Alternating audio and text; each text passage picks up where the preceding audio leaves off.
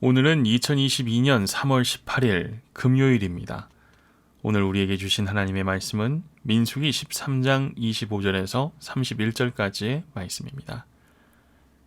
40일 동안 땅을 정탐하기를 마치고 돌아와 바란 광야 가데스에 이르러 모세와 아론과 이스라엘 자손의 온 회중에게 나아와 그들에게 보고하고 그 땅의 과일을 보이고 모세에게 말하여 이르되 당신이 우리를 보낸 땅에 간즉 과연 그 땅에 젖과 꿀이 흐르는데 이것은 그 땅의 과일이니이다.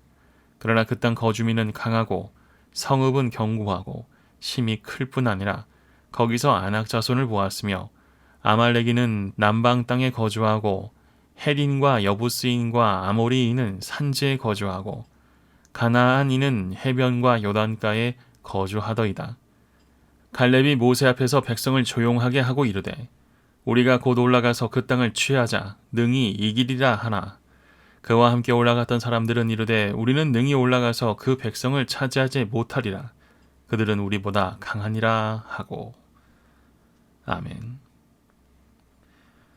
하나님의 변수 엑스팩터. 엑스팩터란 어떤 일이 성취되는 데 있어 잘 보이거나 드러나지 않지만 결정적인 변수로 작용하는 요인을 말합니다. 우리는 어떤 일을 계획하고 도전할 때 여러 변수들을 계산합니다. 직장이나 학교에 원서를 넣을 때, 새로운 연구나 사업을 시작할 때, 상황과 여건은 적합한지, 경쟁자들의 수준은 어떠한지, 성공 가능성은 얼마나 되는지 등을 따져봅니다. 이런 계산을 오늘 본문에서는 정탐이라고 합니다. 정탐을 한다는 것은 어떤 일을 실행하기에 앞서 그 일이 얼마나 가치 있는지, 또 어느 정도의 비용이 들어가는지 미리 계산해 보는 것입니다. 그 자체에 큰 가치를 느끼면 많은 비용이 들어도 도전할 것이고 결과에 비해 비용이 과하다고 느끼면 부정적인 판단이 나올 것입니다. 가나안 땅을 정탐하러 갔던 이들은 돌아와서 그 땅에는 아낙 자손과 철병거가 있고 그들에 비하면 자신들은 메뚜기 같다고 합니다. 하나님이 주실 땅이라는 믿음의 시각이 아닌 그저 눈에 보이는 비용만 계산한 정탐꾼들은 스스로 열등감에 사로잡혀 메뚜기처럼 작아져 버렸습니다. 그러나 갈렙은 우리가 곧 올라가서 그 땅을 취하자 능히 이기리라 30절에서 선포합니다. 갈렙의 정탐은 왜 결과가 달랐을까요? 그의 계산에는 하나님의 팩토가 포함되어 있기 때문입니다. 이것이 바로 X팩토입니다. 그들과 비교하면 우리는 정말 메뚜기일지도 모릅니다. 그러나 하나님이 함께 하시면 이길 수 있습니다.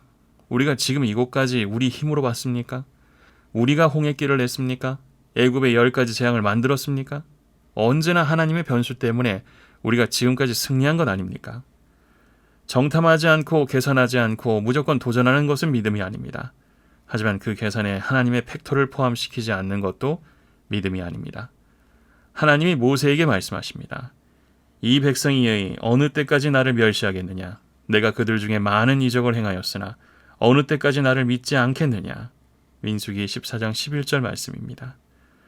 정말 하나님을 믿으십니까? 그러면 우리 계산에 반드시 X팩토를 포함시키십시오.